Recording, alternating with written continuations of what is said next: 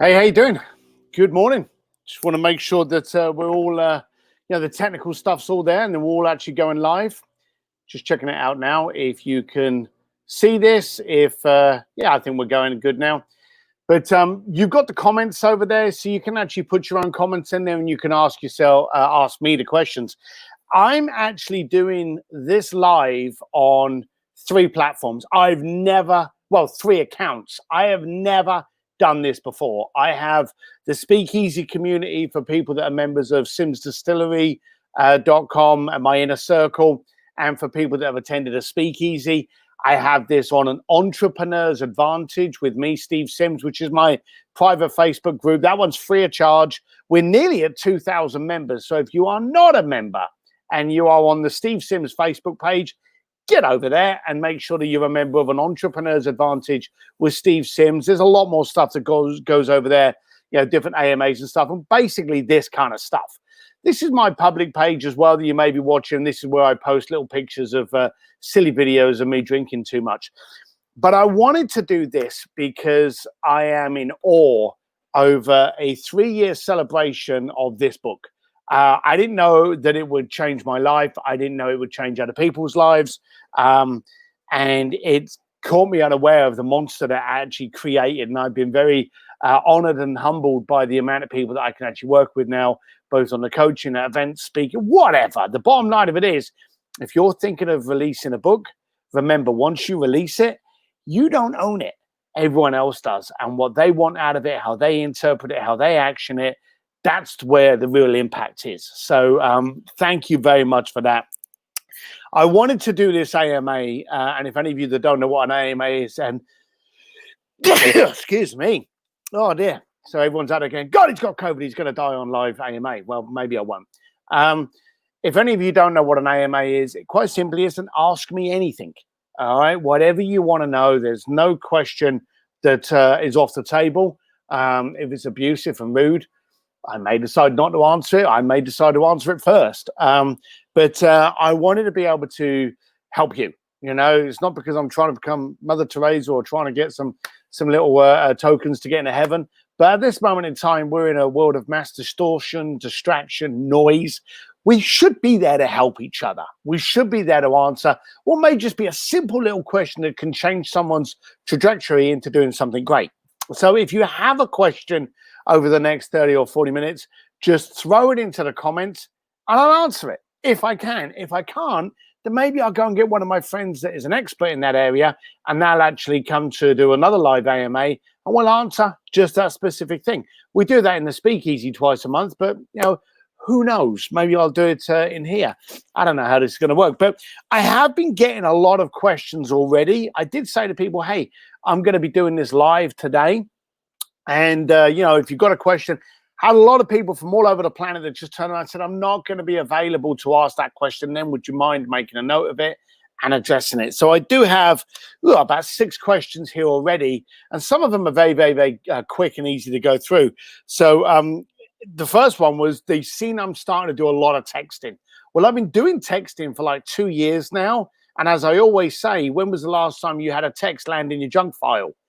It didn't, because it doesn't exist yet.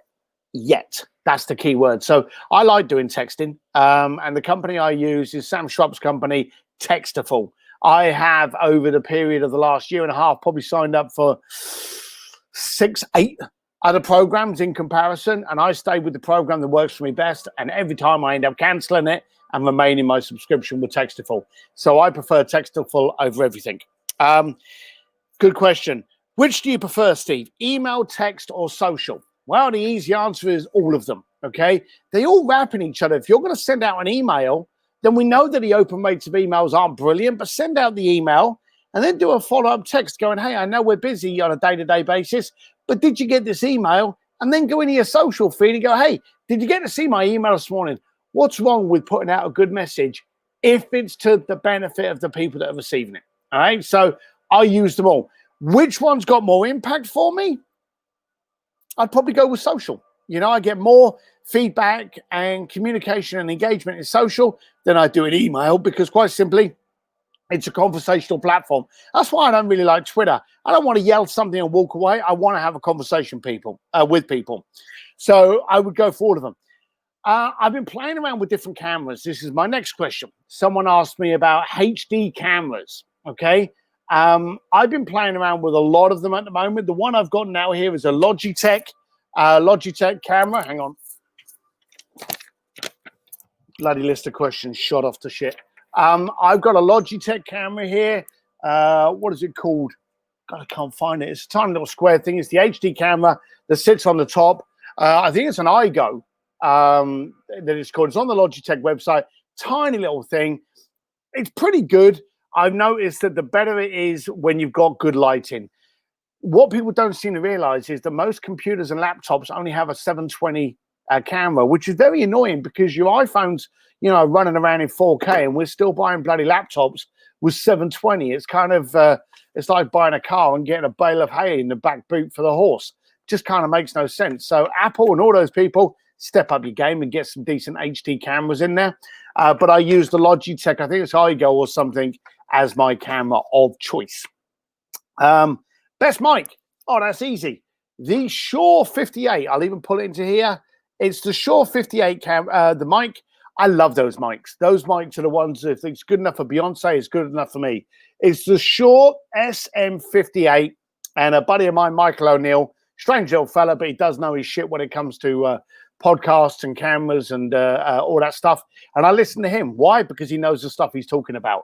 So the Shure 58, and then I have it connected to, I'll even show it to you, to this little fella. This little fella, this piece here fits into the USB that will fit into your computer. And this bit fits into one of the bigger cables.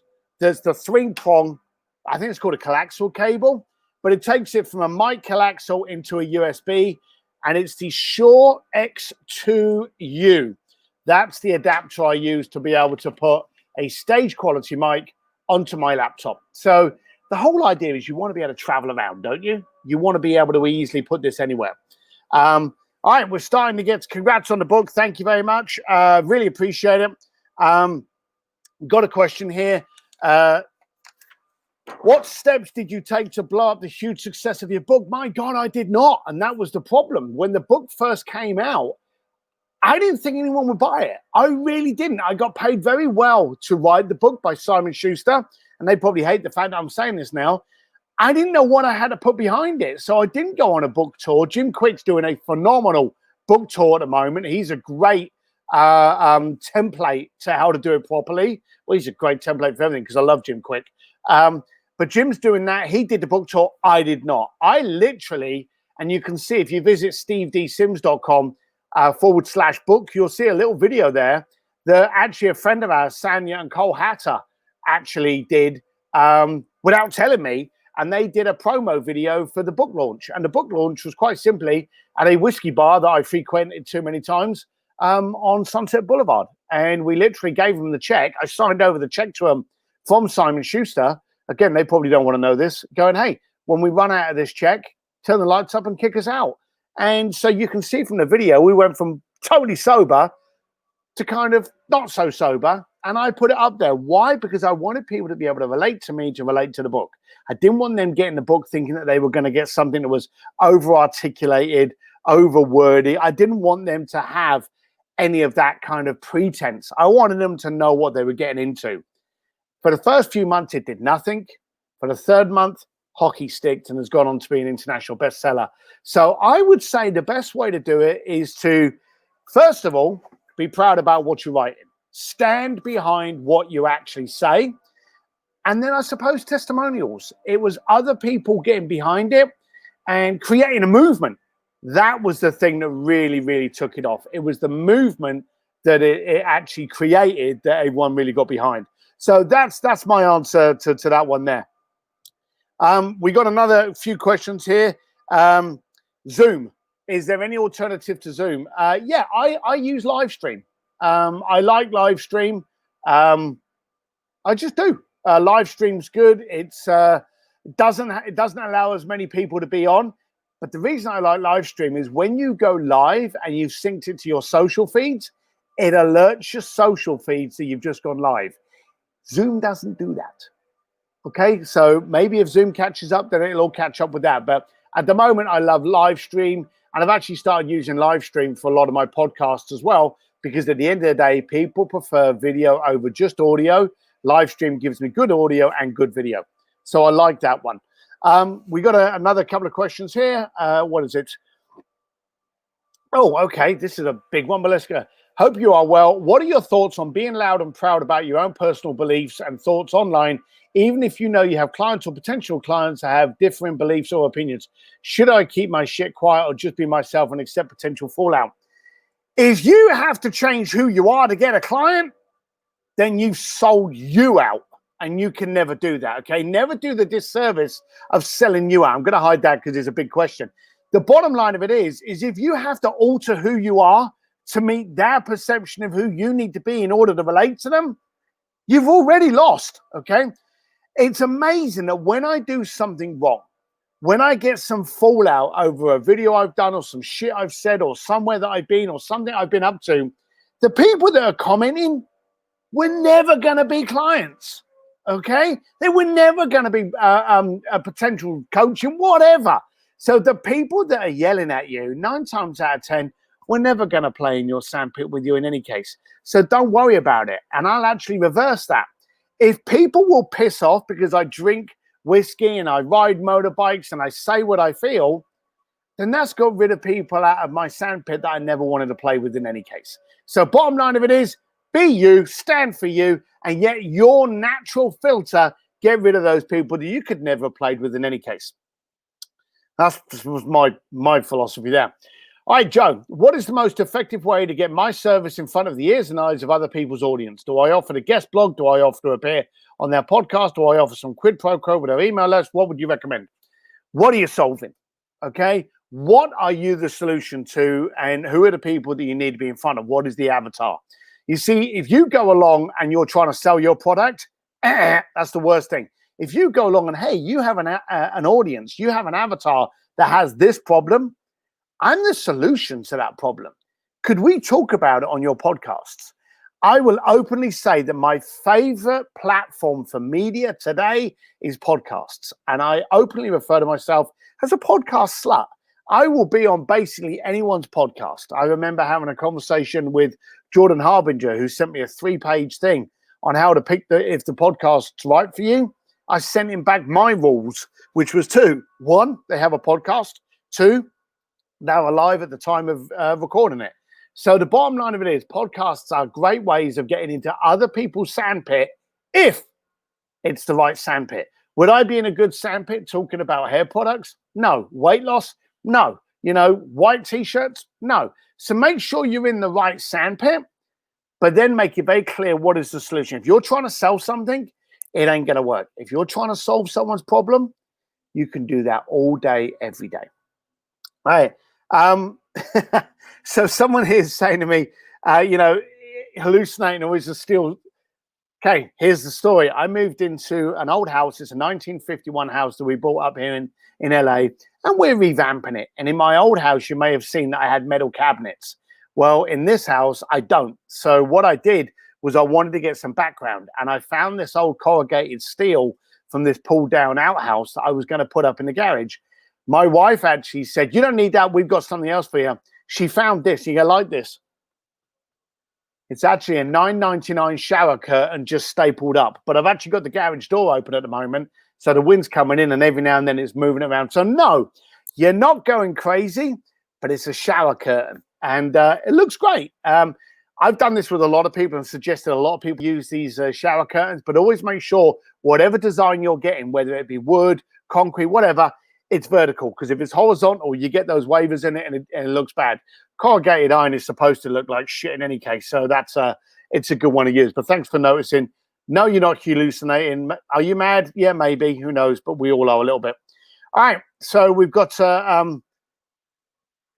let's get another one in here. Nelson. Hello, Nelson. How are you, buddy? He came to my speakeasy in Vegas. Fine young gentleman he is. In not wanting to appear salesy, would you consider Facebook or LinkedIn as a viable or successful means of reaching potential clients such as CEOs right now? I've often wondered why people question it. Would you suggest Facebook or LinkedIn? Why is the word or in there? Okay. I would suggest Facebook and LinkedIn and TikTok and Tinder, whatever works for you. Use the platforms and use all of them. There's no reason for you to pick one unless that's the one you're only getting business from. Okay. I don't do a lot on Twitter, but I'll post on Twitter just to be there and to be current. But whatever I post on Facebook, I'll post the exact same thing on LinkedIn. Now, they all want original content, but don't worry about it. Just post the exact same thing. And when you're saying salesy, again, if you're going to do a video and you're going to go, hey, buy my book. It's a great book. Buy it now. It's only $13 and buy my book. If you're going to do that, you're not going to sell many books. And Nelson, I know you've got a book coming out. But if you can stand up there and go, hey, this book could be the answer to you because of these three things. Today's world, we should stop selling and we should start solving. Okay. When you solve someone's problem, you don't need to worry about marketing, branding, or loyalty programs, because when you can solve someone's problem, then you have created a loyal customer that is going to talk about how you solved that problem. Solve, don't sell. Nelson, I don't know if it's possible for you to actually be salesy. You're not that kind of cat. So, all right, so we've got another one here. Again, this AMA is for you. If you haven't got a question, and if it doesn't help you, hey, move along, get your coffee. I don't care. I'm only here to help the people that want to be. How do you pivot yourself into a better position when the community that you started don't seem to have much interest in what you're passionate about? Do you just keep hammering it home till it sticks? No. Okay, move on. Get them to move on. The bottom thing is people grow, people change, people do pivot. People have different perceptions and beliefs. So if you've got something that you stand for, if you've got something that you believe, start a new group, okay? And invite those old members into the new group. And guess what? If they don't follow you, that's fine. Now, here's the main thing. If you've got a community of 5,000 people, how many of those 5,000 people are engaging with you? Because until followers and likes can actually pay my mortgage at the end of the month, couldn't give a fuck. I care about the engagement, the people that I'm conversing with, the people that I'm impacting with. So don't try to change you to work with them. Ask them to come over with you. And if they don't, good, you've again just filtered your sandpit. You only want people to play with it are going to play the games that you like, okay? Never sell yourself. That's the one thing you should never sell. Hopefully that helps you there. All right, so we've got some more comments. Okay, so we're getting a few there. Let's pick it up here. On the book, congratulations. We've already done that one. We got on there. Keep your questions coming in. We'll answer another one here. Someone asked me about a second book and what I learned about doing from the first book. What I learned from doing the first book was how wrong I actually did it. Okay. There were many things that I could have done, should have done, but you didn't know because you didn't know. Bearing in mind, we don't know what we don't know. My next book, we already have a title, Go for Stupid, and we're working on it. It will be coming out in 2021. I'm working with the Right Honourable Mr. Tucker Max. Give him a little shout out there. He's an absolutely phenomenal man for doing that. So I will be doing a second book, Go for Stupid. What is it about? Well, you'll have to get a book, or you'll have to listen about it on a podcast when I'm about to release it. But yes, there will be a second book. And in fact, we've done AMAs before on the difference between self-publishing and publishing, okay? And it ain't all about the front end money. So, you know, maybe join into an Entrepreneur's Advantage. And if someone wants another AMA on that, go into one of my groups and say, hey, we want an AMA on this. In fact, anyone that's in my groups, whether it be an Entrepreneur's Advantage or the Speakeasy, and you want an AMA on a specific subject and ask me anything, I'll get an expert to come in and answer that. So post up there if you want a specific ask me anything session on that, and I'll try to fulfill it. So we've got Andy here. Andy's actually come in and said, how important do you consider your Facebook group in driving business? Paramount, I think, is the word, because if you think about your social, and again, let's take the word Facebook out of it, social group in driving business. If you think about your social group and you think about your website is something you update every 6 months to 6 years. It's not current, but your social feeds usually got what you had on had for breakfast. We don't Google people as much as we used to anymore, do we? We actually look them up on Facebook. Let me ask you this question. If you're going out tomorrow with Tom and Tom phones you up today and says, oh, my mate's in town, Roger, I want to bring him along. Is that okay? And you go, yeah, sure it is. Do you go on a Google and just Google up Roger? Or do you go into your mate's Facebook page and look up Roger, who happens to be in town, and do a little bit of research on him before you actually meet him? Okay? Yeah, no, you do. Because that's what we do. Social feeds give us the ability to get to understand the person and not necessarily the product. So I say all social feeds are paramount. If you are not social, then people are only getting to see the trophy chest of what you're putting up, which is what your website is. Your website is where you show these pictures of you looking all tanned and beautiful and photoshopped and the right kind of filter, but it ain't you. Your social feed shows you what you stand for, what you listen to, what you like, and where you hung out for. So it's paramount, my friend. It's got to be done. Right, so we got a couple more questions. Yes, that's on the second book there. Keep the questions coming in. We're only going to be running for about another 15 minutes, so we want to make this as impactful as possible. Private groups. Why is there a private group? I like hurdles, okay?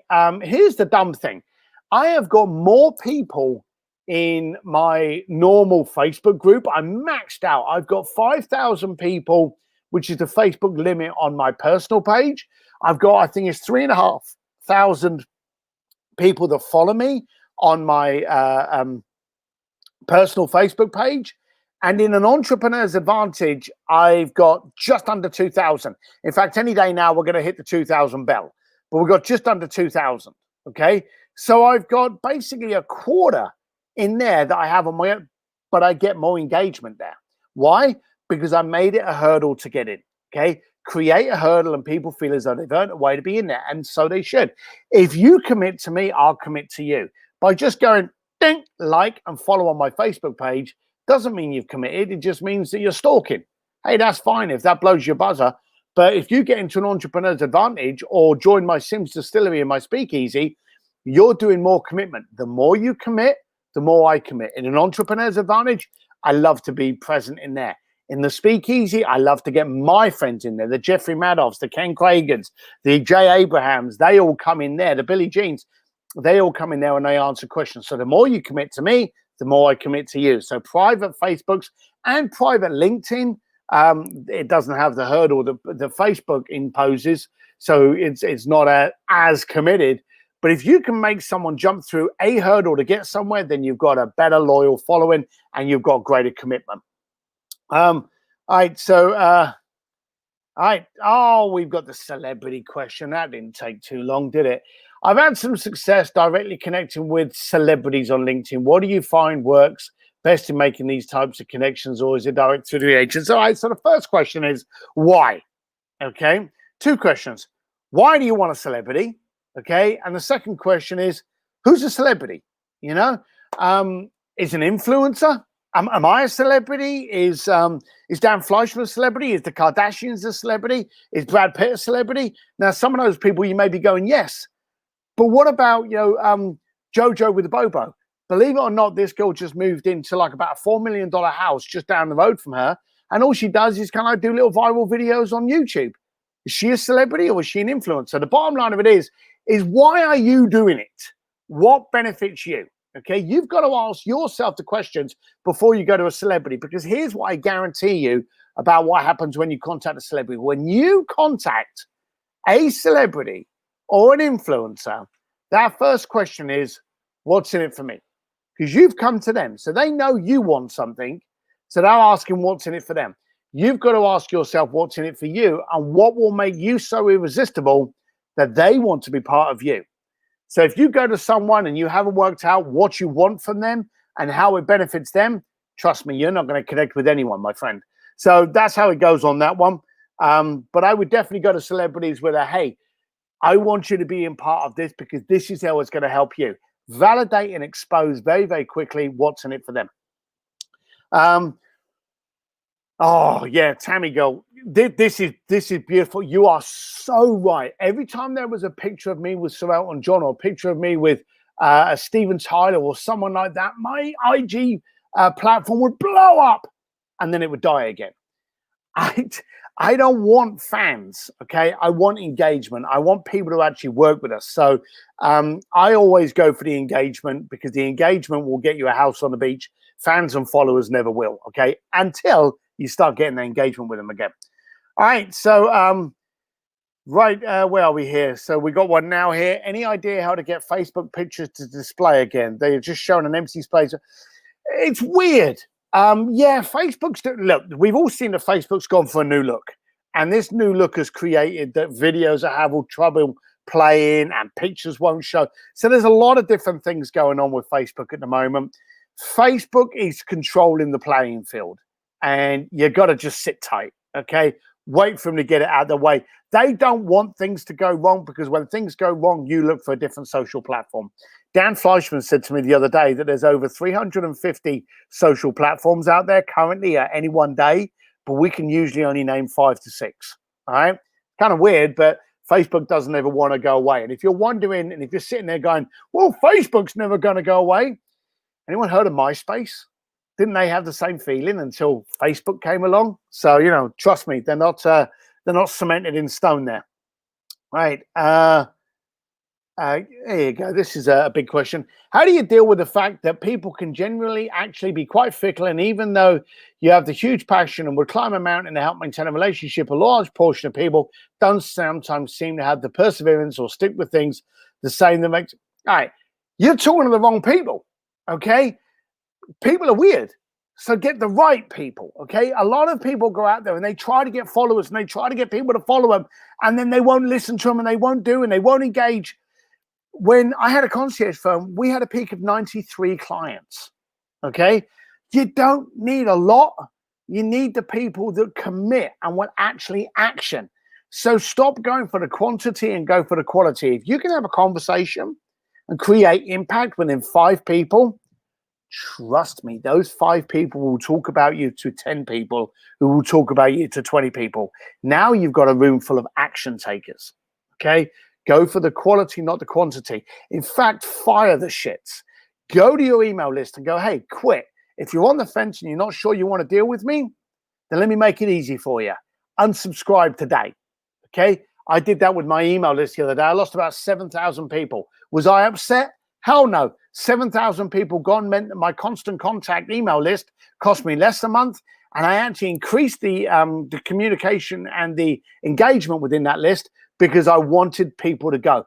Get rid of people that won't commit to you, okay? Don't have a fan following or a bunch of cheerleaders. It doesn't actually help you at all.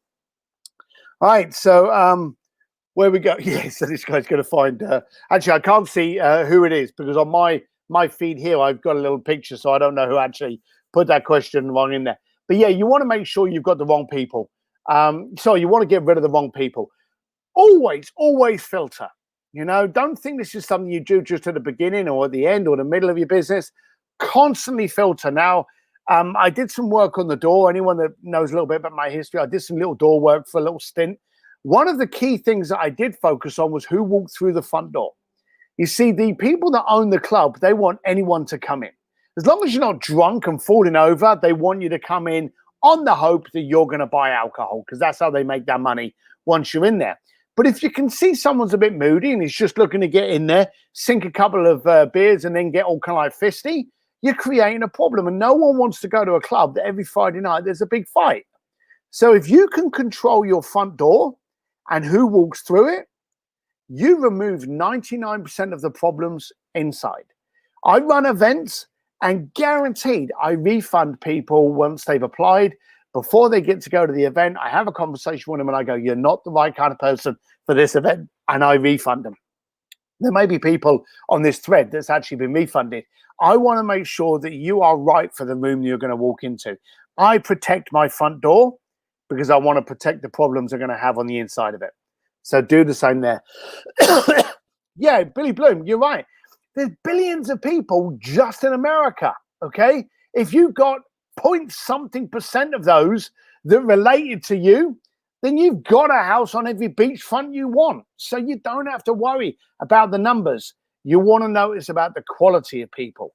Get them engaged, show a value, solve their problems, and you're in business. All right, so we've got another 15 minutes. And if you've got some more questions, then again, just pop them in there. If this is helping you, then great. If it's not helping you, that's fine. Okay. Don't worry about it. Don't fret. No one's paid for this. No one's being paid for this, and no one's making money out of it. So it's just a case of, can this help you? The people that have thought, oh, I'd like to come along and ask a question. I've worked with everyone from Elon Musk to the Pope. And if you're sitting on your ass going, oh, I was going to be there, but I couldn't do this. Well, fuck you. I'm here to help those people that want to be helped. I don't care if I've got 4 million people on it. I care that I've got people that want to be helped. So if you've got a question, ask the damn question. Okay, Krian, okay, that was very helpful. Good. Ask yourself the questions before you go. Here's another thing. Celebrities and people of profile are getting contacted every single day. Now, there's two things. I will say straight off the bat, now's a great time to reach out to people that you normally couldn't connect with, because most of them are traveling less, working less, doing less. They want that connection. And here's the innate thing in us as human beings, we yearn for connection. And at the moment, we don't have any. So even if it's with a stranger, they're a lot more open to having that communication. If you can enter that communication with, hey, you don't know me, my name is XYZ, I wanted to talk to you about this because I think it would bring value to you in this way, you'll have more conversations because you're demonstrating the value very, very quickly. If you just phone up a celebrity and go, hey, how much will it cost to blah, blah, blah, then you're making no connection. You're creating a transaction. As you're trying to create a transaction, 9 times out of 10, they'll hang up on you, okay? You don't believe me? Phone up Elton John and say, how much will it cost me to get you at my barbecue? He'll hang up on you, before you finish the word barbecue. All right. So who we got here? We got how do you audit your secret sauce to create a better product? Ooh, impact. Okay. And a lot of it is just by surprise. And I know, Tammy Gill, you've had experience with this. You'll do stuff for the benefit of someone else and you'll charge them accordingly and it will work for them. And then you won't become a charge to them. You'll become an asset and they will tell someone else. And you suddenly realize that, hang on a minute, I've got something here. How can I fine tune it? What am I doing? What impact am I creating? Start focusing on what it is that you're actually solving and can you tweak it and make it better? But you have a secret sauce when somebody else recommends you. Okay, the best marketing in the planet at the moment is not through Facebook ads, it's through someone phoning up someone else and going, hey, you want hashtags? You got to go to Tammy Gill. You want to do a LinkedIn platform? You've got to go to Manoj. You want to have a speaker? You've got to go to Steve Sims. Yeah, you want to buy real estate? You got to go to Courtney. Bottom line of it is, there's nothing that will ever beat a testimonial from someone else. And here's a question: have you ever phoned up your client and gone, hey, what did I do wrong? Okay, have you ever done that? Here's the funny thing, and I've asked that question a million times. I ask it a lot with my consulting clients, and you always get the answer, oh, no. What is a better testimonial than from someone that's actually spent money with you? I could go up to someone that's heard me speak at an event. They didn't pay me to have me speak at the event, but they heard me speak. But if I went up there and go, hey, what did you think of this? And they went, oh, yeah, it was great. It was riveting. It was brilliant. It was motivational. There's so much there to do. But if I got the testimonial from someone that then went into my coaching program from that, or the person that actually paid me to be up on stage, I go, hey, did that give you the impact you wanted when you put me on stage? And if they went, you were fantastic, it did what I want, you're getting it from someone that spent money. There's no better testimonial than from someone that trusted you with that money. Now, they may have been hesitant at the beginning, but as long as they realize what an asset you were at the end, that's the kind of testimonial you went. Get testimonials. Pop it up. Do a testimonial Tuesday where you put up a little video or a little quote you had from a client who said something good about what you did. Okay? Expose the value you provide and get people to join your movement. That's always a good one. Would Elton John have a raffle prize for my little girl's preschool? No. That's a simple answer to that, because how does this benefit him? Okay? That's cold. But I want it to be accurate and blunt here. How does this benefit him? Okay, he is being asked on a daily basis, sign this, do this, photograph this. You've got to give them a reason, okay? Stop asking, stop providing. If there was a school that raised money for kids with 4 legs, then there's something that will be of help. It'd be in isolation. He's a very great supporter against bullying and AIDS. So say, hey, if you do this, part of the proceeds will go to it. Give something that benefits them. Don't always take. Don't always ask. Try and find a way that it benefits them. Okay. When I worked with Journey, the rock band Journey, I wanted my client to sing on stage with Journey. How could this benefit them? I found out that they were just going on a new rebirth tour when all the old 80s bands started going back out there again on their second wave. And I said, hey, I've got a great following. I can actually promote that you're back on stage. I can help that promotion. I also am aware that your drummer's son has autism. So how about if I drove attention to Autism Speaks and the fact that you're back on the run? I gave them 2 reasons to listen to what I wanted. My client then became the shortest term lead singer of the rock band Journey. So stop asking and start giving. All right. So we've got about another 10 minutes left. Do we have any more questions on here? So Billy's on here. Nelson's on here. Tomorrow, obviously, Teresa. So beautiful. Got some people here. Hang on a minute. I'll just double tap that one. I think we already answered that one, didn't we? I think we did. Yeah. So let me get rid of that question there. We've got some new ones down here. All right. So let's. Why didn't that show up? Bluefishing Bay. Oh, it's Manouge. How are you, man? There you go. We've got a question up here. Let's show this one. I read this in the book and I've been totally working out the win-win for. Yes, you've got to give the value. Now, here's a question for you. If you have been invited to your next door neighbor's party on Sunday, okay, you would follow it with a question. And the question would be, and the ladies are usually better than this and then the stupid men. But usually the question will be, that's fantastic. Thank you very much. What can I bring? Okay. You don't go to someone's house party without asking what can you bring? Can you bring some alcohol, dessert, some potato salad, whatever? But you ask what you can bring. Whenever you're trying to construct and structure a relationship, ask yourself before you get into that communication, what can I bring to the table? Okay. What can I bring to the party? Ask yourself what you can bring before you ask them what you need. Show a value in them having a relationship with you. All right. Think about it. What are you bringing to the party? All right. So let's get that one off there. All right. We've got some more questions up here. Sorry, I'm just going to plug that up there because I've got a very, very, very low ego and I like to have it rubbed every now and then. Congratulations on the anniversary of your wonderful book. Thank you very much. I really had absolutely no idea it would do what it did. And I'm very appreciative and humbled that it actually did what it did. All right, so we got Tammy Girl's just thrown another one in here. Love the avatar girl, blue hair. Find a local hero in your town and ask them. It highlights someone successful locally and increases the chance. All right, so yeah, we all want to know what the value is. We're working in a society where you think you can buy things. I'm telling you now, it will cost you less. It will cost you less, and it will create a relationship if you demonstrate value as you walk through the front door. I worked for Elton John for 8 years, and I was always focused on the value. Most of the people I've worked with, well, not most of them, all of them, the money has been the last part of any conversation. Focus on the dream, focus on the point, focus on the value all the way at the beginning.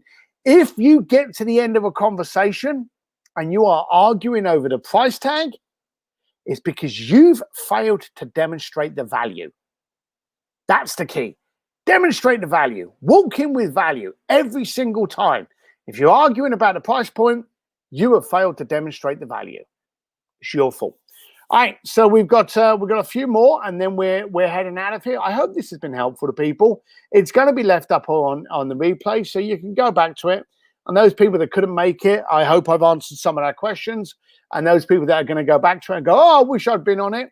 Why weren't you? All right, I was here to help you, and I didn't charge you. So where were you? All right, so there you go. I wonder if that's pushed a few people off the fence. You want to really focus on what you're trying to do and who you're trying to talk to. And if you get 5 people talking to you, fantastic, you're in business. If you get no one talking to you, you're not in business, okay? No matter how pretty your website is, that's always going to be the case. All right, so as I say, we've got just under 2,000 people now in an Entrepreneur's Advantage. I think it's like 1986 or something like that. get over there and actually make sure you subscribe to that. But I like cool kids. So tell people about it. Let's get them in. Let's get people in there to help. You don't pay to get in an Entrepreneur's Advantage. It's there for your support, but we do make you pay attention. So if you want to grow from it, make sure you do. All right, we've got another final few questions here. Andy, what is your favorite real life lessons book that is not named Bluefishing? Do you know there's lots of good books? COVID really, I gave myself loads of excuses for not reading many books, and COVID came along and I went, right, I want to be in control of my time. And I started reading books. So I read Think and Grow Rich. It's one of those classic books that everyone's heard of. Surprisingly, not many people have read, but that was really good. Hooked by Nair Eyal was brilliant. A book that really kind of pissed me off, aggravated, and I loved because of it was Ryan Holiday's book, Trust Me, I'm Lying, on the manipulative world of media and how it works. You want to see how media works and how you can either use it or avoid it, get that book, Trust Me, I'm Lying. Cameron Howell did a great book on free PR. I really enjoyed that. And this morning, I actually interviewed Quan Huynh, who wrote the book Sparrow in the Razor Wire. His story about how he was sent to prison for life and how he decided that he didn't need to live in prison, even though he was behind bars. He could have a free mind. Really educational, really therapeutic. That was a great book. That was my most recent book that I read. So there's been some really good ones out there. I hope that helps there. All right, so we're on our last book. We got time for one last question. So who wants to be the person that's going to throw that last question in? You can say something wonderful about me if you don't have a good question. But what we got? Anyone else? Or shall we just ring it off? Oh, actually, one of the other questions asked me was how long should you do a video for? Okay, for as long as the impact is there. Okay, if you do a video and you can create impact, movement, and a solution within 30 seconds, then there's your answer. If it takes you 3 minutes to get to that point, there's your answer. But don't wind on, don't over repeat. So I try to kind of like create the movement, create the impact, show the solution, and then I'm out. Funny enough, I've done podcasts. I think the shortest podcast I've done is maybe 5 minutes. And then the longest one I think I've done is probably about an hour and a half. Okay. It really depends on the impact and the message. I love nuggets. I've got a little rabbit brain and I want to hear something quick, powerful, impactful that I can hold on to. I can sponge up and then I can action them. So I love little nuggets of wisdom. All right. So we're about to ring off. So I'm going to end it out here. I don't see any more questions coming in. We've got some great people here. Thank you very much for being people of impact. Thank you very much for being people of change and doing things differently. We can do things differently. We are entrepreneurs and therefore we are different. We're Hogwarts. We're the weirdos. And we are creative disruptors. So do something strong, do something powerful, do something impactful, create a solution, not a sales course. And hopefully I will see you again very shortly. Until then, thank you very much for supporting me. Thank you very much for supporting this book. Thank you for doing something with it. More importantly, don't buy it and not read it and think you're going to be great. Buy it, read it, and action it. That's where the real stuff comes from. Look after yourself. Thank you for being a prettier part of my community, and I will see you in a bar sometime soon. Bye.